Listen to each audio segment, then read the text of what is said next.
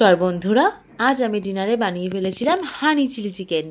তো চলো রেসিপিটা তোমাদের সাথে শেয়ার করে নিই। প্রথমে চিকেনটাকে ভালো করে ম্যারিনেট করে নিতে হবে। আদা, রসুন, নুন, লঙ্কার গুঁড়ো, গোলমরিচ গুঁড়ো, ভিনিগার, সয়া সস সবটা দিয়ে ভালো করে আগে ম্যারিনেট করে নিয়েছিলাম। দেখো, ভিনিগার দিয়ে দেবো 2 চামচ মতো, দিয়ে এবার সেটাকে 2 চামচ মতো সয়া সস দিয়ে ভালো করে সেটাকে ম্যারিনেট করে নিতে হবে। করার পরে সেটাকে এবার ডিম আর কর্নফ্লাওয়ারটাকে আমি আলাদা করে ফেটিয়ে নিয়েছিলাম যাতে কোনো দানা না থাকে। দেখো, 2টো ডিম আর কর্নফ্লাওয়ার 4 চামচ দিয়ে সেটাকে ভালো করে গুলে নিতে হবে। গুলে ভালো করে ফেটিয়ে নিয়ে তারপরে সেটা চিকেনের মধ্যে দিয়ে দিয়েছিলাম। দিয়ে আবার চিকেনটাকে ভালো করে একটু ম্যারিনেট করে নেব।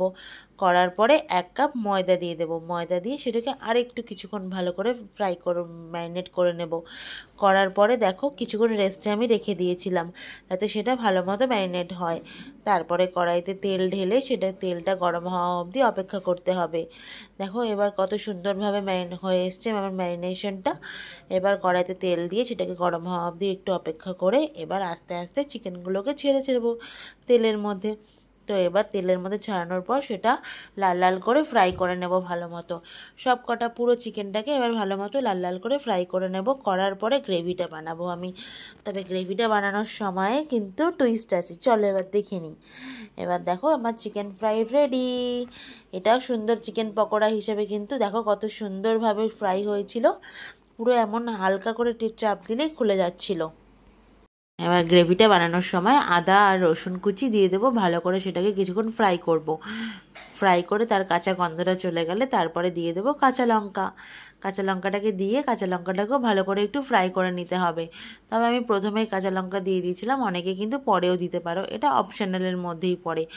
আর তারপরে পেঁয়াজটাকে এরম কিউব করে কেটে রেখেছিলাম, তারপরে সেটাও দিয়ে সেটাকে ভালো করে কিছুক্ষণ ফ্রাই করতে হবে। নুন দিয়ে ফ্রাই করব যাতে পেঁয়াজটা তাড়াতাড়ি একটু মজে যায়।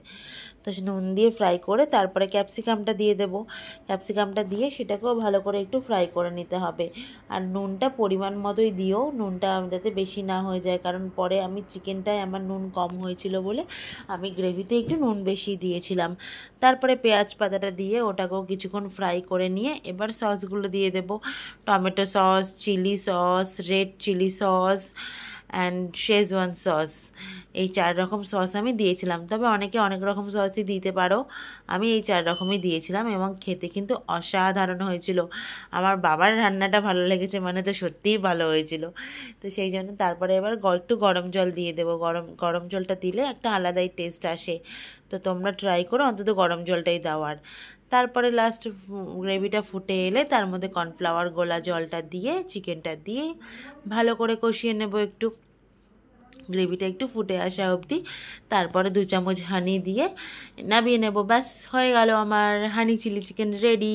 ওপর দিয়ে একটু স্প্রিং অনিয়ন দিয়ে আমি গার্নিশিং করে দিয়েছিলাম। দেখো, দেখতে কত সুন্দর হয়েছিল আর কালারটাও দারুণ এসেছিল। রেডি আমার ফ্রাইড রাইস চিলি চিকেন। খেয়ে বলো তো কেমন হয়েছে। অসম অসম, এত সুন্দর কোনোদিন খাইনি। ভিডিওটা ভালো লাগলে লাইক শেয়ার অবশ্যই করো।